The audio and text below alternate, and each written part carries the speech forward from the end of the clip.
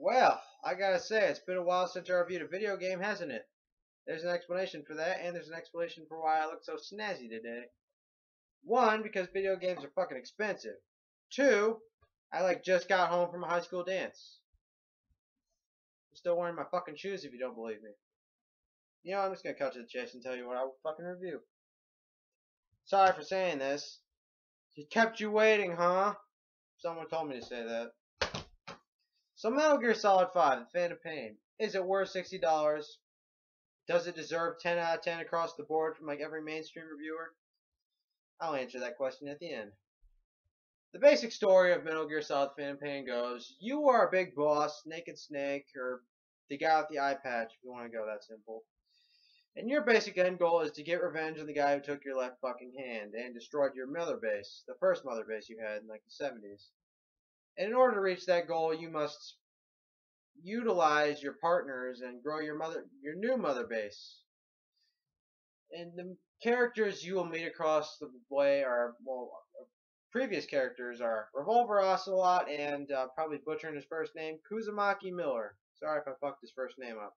And the other characters, I'll say one of them, Quiet, and other people you end up meeting across the way as soon as you progress through the game to end up fucking destroying XOF, like Skullface's spit in the eye of Fox. That's pretty much the basic summary of the story. I can't say much more, or spoilers would be involved, and I want you to experience this game in its fullest because it's a fucking great game. Okay, I'm not gonna lie to you. I'm not 100% die-hard murder for this game fan of the thing. I don't understand everything that goes on in the story. I'm not even sure the creator does, Hideo Kojima, because I hear there's some criticisms with the ending of the game and how it doesn't make sense. That's pretty much the main criticism for the game. Most of them don't make fucking sense. They don't fucking solve a whole puzzle. Some of them fall in place, some are just left out because they don't make sense.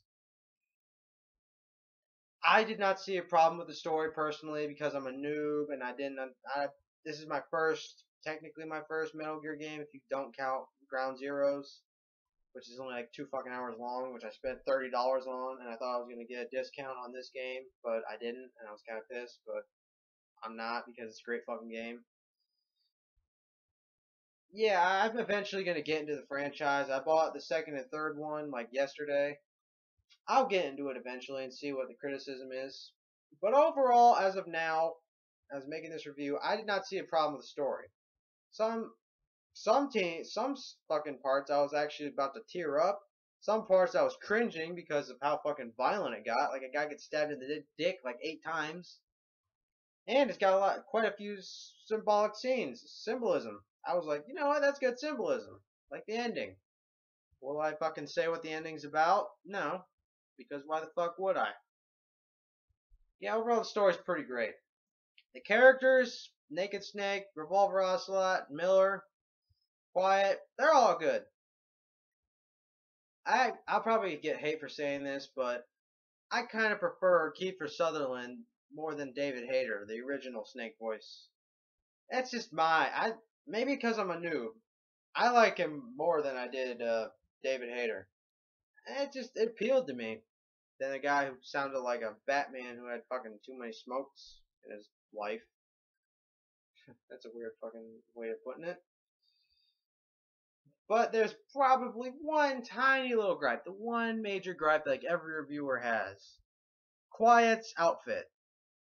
They do address, I'll give it a pass because they address why she wears it, but it's still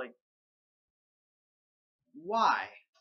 Because it appeals to my dick. I know why, but just fucking why?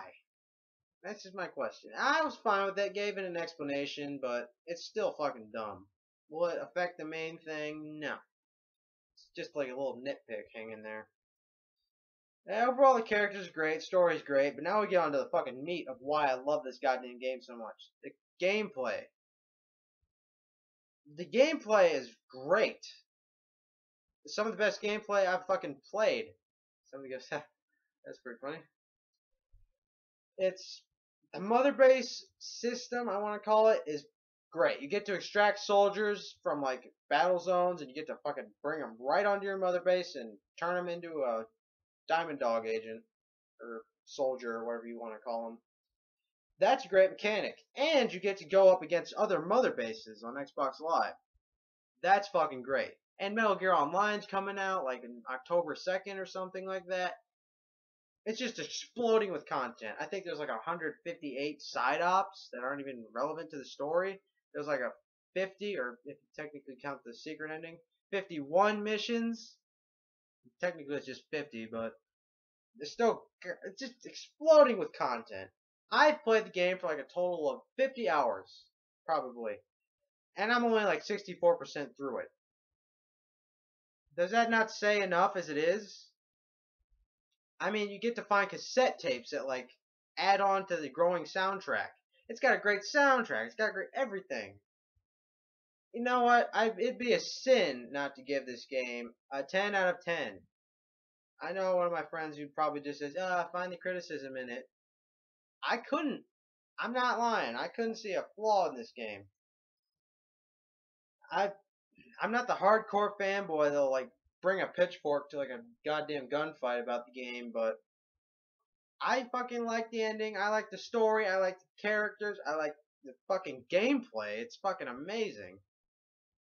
Overall, I just gotta give it a 10. You must have this. If you have $60 saved up and you haven't spent it on the next Madden game, buy Metal Gear Solid 5 The Phantom Pain. That's all for me.